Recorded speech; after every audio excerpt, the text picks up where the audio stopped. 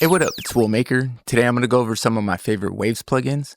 With so many to choose from, I thought I'd put a list together of some of my favorites. So with that, let's go ahead and dive in.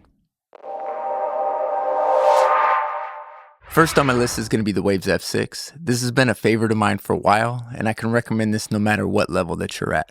The F6 offers a lot of helpful features. I really like the solo button in the F6. This really helps me get into the frequencies and boost and cut when I need to. The F6 also allows you to compress individual frequencies. It has mid and side processing. You can also sidechain with the F6. The GUI isn't as open as, say, for instance, the Pro Q3, but overall, I love the CQ.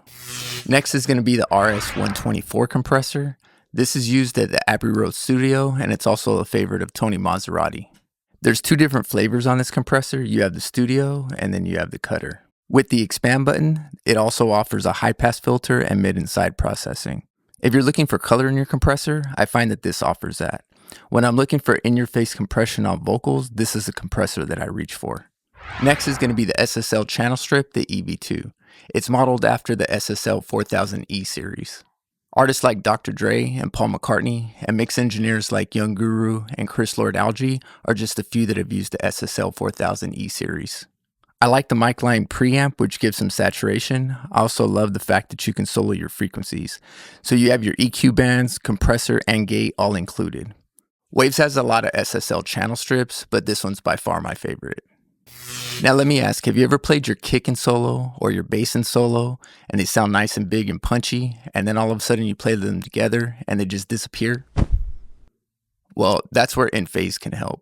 If the phase of your waveform is not aligned properly, you start to lose punch and things can just start sounding weird. In phase helps align your kick, bass, drum kits, and puts them in phase. I've even had to use it on vocal and piano before. It takes a few times to understand how it works, and the GUI does feel a little dated, but in phase should be in every engineer's toolbox. Next is going to be Waves Harmony. I want to thank 20 Kills for telling me about this one, because this one's a real gem. You want to spice up a plain vocal, add something extra to some background vocals, this plugin can definitely do that. Super simple to use, and you can just scroll through the presets till you find something you like and then just tweak to taste. Next is going to be the Waves Renaissance Reverb. So when I'm looking for that big classic reverb sound, or I'm just looking for a tiny little room, I can get that out of this plugin. There's 12 reverb types to choose from, and even though the GUI feels a little dated to me, it's still easy to find a setting to your liking. It's nice and straightforward. Most times if I'm looking for that big reverb on vocals, for instance, this is the first reverb that I'll reach for. Next on my list is the Abbey Road's TG mastering chain. This has been used on the likes of Pink Floyd, Nirvana, Radiohead, just to name a few. I also want to thank Minister of Badness for having me dive deeper into this one. It is a real gem. I really like the tone that I get from this. This offers a limiter, mid and side processing, an EQ, stereo spreader. You can also turn these off and on up here. You can also rearrange them. So if you only want to use the EQ and the stereo spreader, you can do that. Next is going to be the API 2500. I really like this on drums and mix and sub buses. This is usually one of the first compressors that I'll try on a bus. It was modeled closely with API. It's pretty straightforward controls, and it sounds great. Next is going to be the BB tubes. This sounds great on vocals, on your entire mix, on the low end. So if you're looking to add warmth to your track, this is definitely a plugin to use.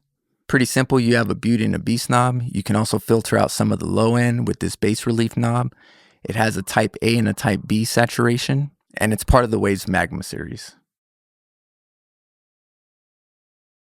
Lastly is going to be the Waves H delay. This was my go-to for a very long time, and I still use it to this day. This can be a clean sounding delay, but also offers some nice lo-fi presets. Like most Waves products, I usually turn off the analog. I don't generally use a ton of presets, but with this one plugin, I do like scrolling through the presets. I can say, like most plugins on this list, they fit their way into my production and mixes quite a bit.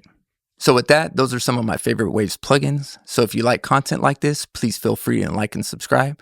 Other than that, peace out.